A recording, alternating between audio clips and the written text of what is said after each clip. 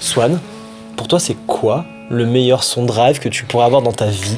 Tu l'obtiens en stackant des drives.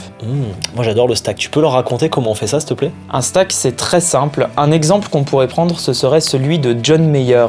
Lui, il prend un MP in a box. Ouais. Et à cette MP in a box, qui est une couleur qu'il aime bien, finalement, qu'il choisit, il vient ajouter des drives successifs jusqu'à atteindre une dose de bonheur certain.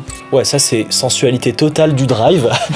Tu rajoutes... Alors, tu gardes ta dynamique, c'est ça qui est bien par rapport à une disto, et petit à petit, tu rajoutes des couches pour avoir du gain et du bonheur. Absolument. Et c'est quoi les drives que tu vois le plus souvent, justement? John Mayer, c'est un bon exemple. Alors, il y en a deux qui sont assez indissociables de cette démarche. Ça va être un qu'on connaît déjà très bien, la Clone Centaur, on l'a exploré, et tous les affiliés. Et en revanche, il va y avoir de l'autre côté la Blues Breaker. Ouais, la Blues Breaker, c'est vraiment l'effet iconique John Mayer. Et ça tombe bien parce que ça fait des années que je te pousse pour que tu en fasses une. Je sais.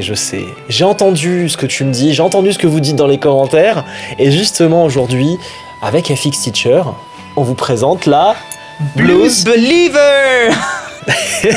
Ah, c'est quand même jour de fête chez nous. C'est jour de fête. C'est jour de fête. Alors la Blues Believer, c'est à la fois tout ce qu'on aime d'une pédale overdrive basée sur la Blues Breaker, mais ce n'est pas une Blues Breaker, attention. C'est justement chaleureux, dynamique comme on aime. Il y a ce petit grain d'ampli Marshall, très cool, mais avec des choses en plus.